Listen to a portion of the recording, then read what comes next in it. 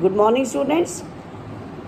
Yesterday, we left the drama Mother's Day at the point when Mrs. Pearson's husband, George Pearson, has entered and has observed that their daughter was crying.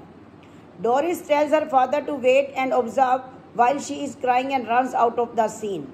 George Pearson is left amazed at how she ran and what she said. Mrs. Pearson replies to George's question.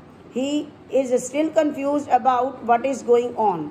Mrs. Pearson advises him to ask Doris what she meant. As Mrs. Pearson raised her glass to sip her stout, George gets even more shocked.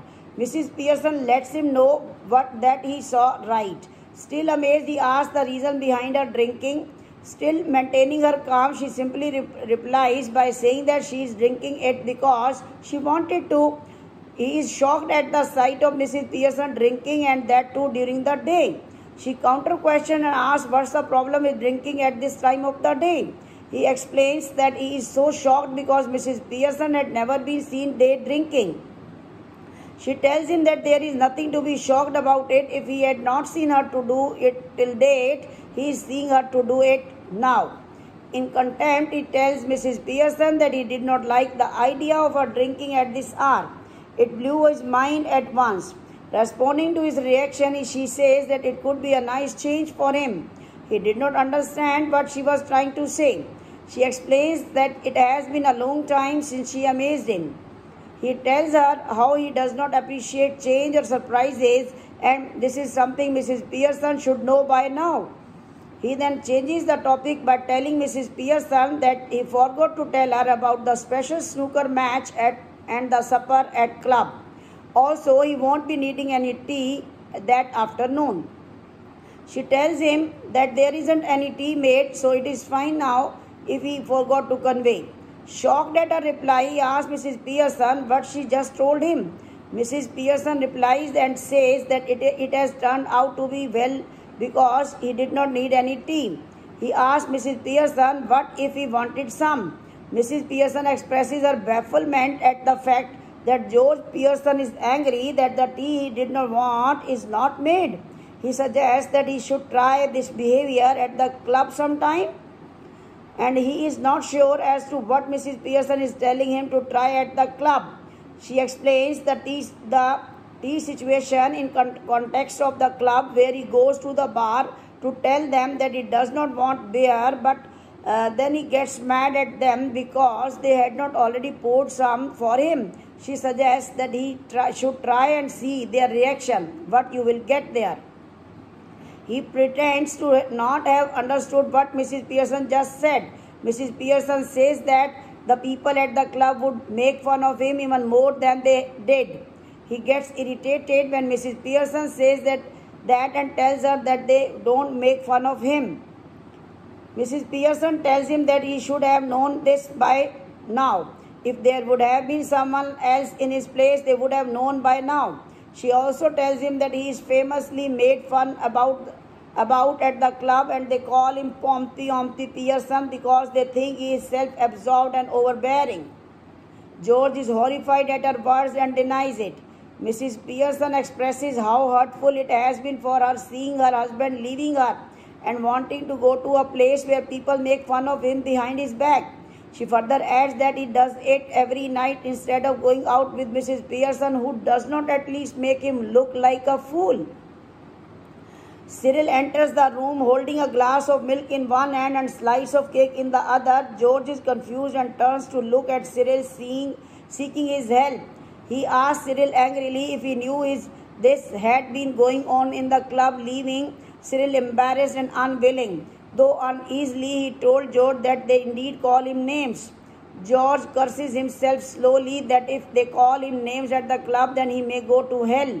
He leaves the scene in shock and despair, as if he has been hit on the head. Cyril sees him go and then turns to talk to Mrs. Pearson.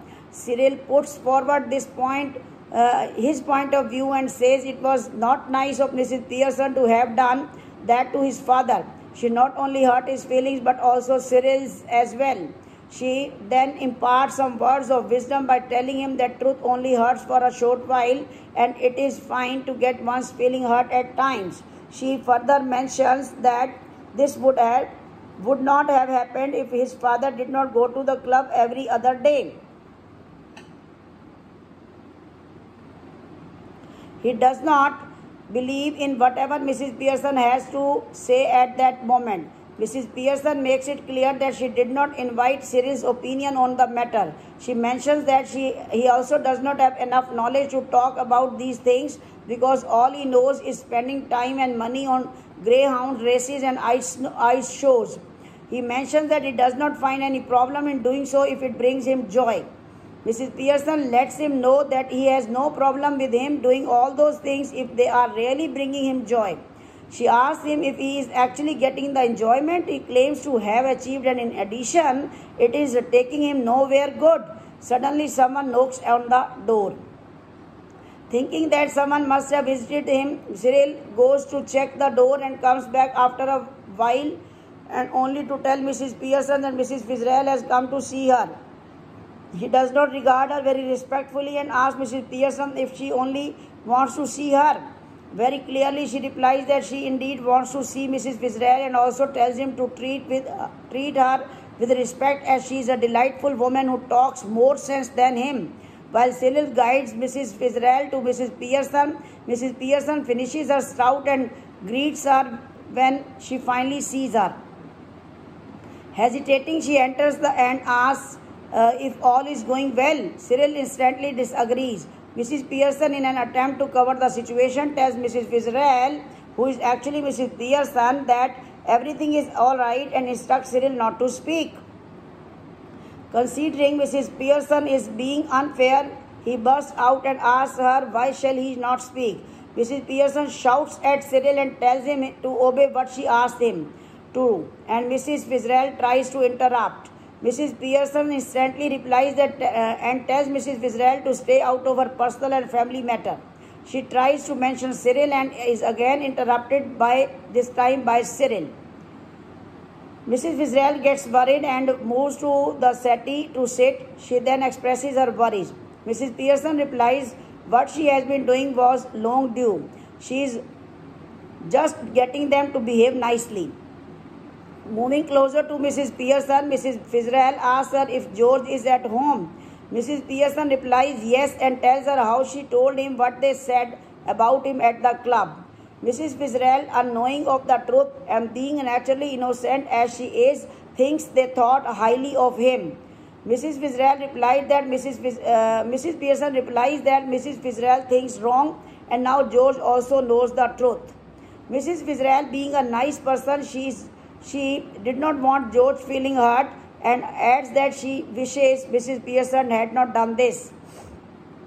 Mrs. Pearson tells her that she has done her good and that its consequences would soon be visible. Everyone will start respecting and obeying her. Mrs. Fitzgerald tells Mrs. Pearson that she does not want to be manipulative or dominating and them to be submissive. A bit annoyed, she answers that this is happening regardless of whether she wants it to happen or not. George enters the room with a sad face. He is not happy to see Mrs. Fitzgerald at this moment. He sits on the armchair and lights his pipe to smoke. He looks at the two ladies and Mrs. Fitzgerald is looking at him curiously. And George enters the scene in not a very pleasant mood and he is also a bit shocked at the sight of Mrs. Fitzgerald in his house. While lighting his pipe, he notices Mrs. Fitzgerald, who is awkwardly regarding him. A bit confused, he asks if she is Mrs. Fitzgerald. Mrs. Fitzgerald, not very sure of what she should say, replies awkwardly while greeting him by his name. He gets shocked at hearing Mrs. Fitzgerald calling him by his name. She gets nervous and apologizes for addressing him by his name. Mrs. Pearson instantly interferes and tells George that is no big deal, even if she called him by his name. He is not some Duke of Edinburgh who is not supposed to be called by his name, someone who deserves that honor. And George loses her temper and points out that bringing the Duke of Edinburgh in between this conversation makes no sense. He further adds that Mrs. Fitzgerald calling him by his name doesn't matter because the already prevailing situation is much worse. There is no tea ready. He is being called names at the club. Not to forget poor Doris, who is crying endlessly, and Mrs. Fitzgerald, who is actually Mrs. Pearson, immediately interrupts and shows concern for Mrs. Pearson's family. On seeing her family and unease, the real Mrs. Pearson forgot that she is in the body of Mrs. Fitzgerald, hence she speaks up. George is now annoyed at Mrs. Fitzgerald for being so concerned and acting as if it is her own family matter. He feels she is interfering in his family matters. He tells her to let them solve their issues on their own by leaving their house. Okay, student, will conclude the chapter tomorrow.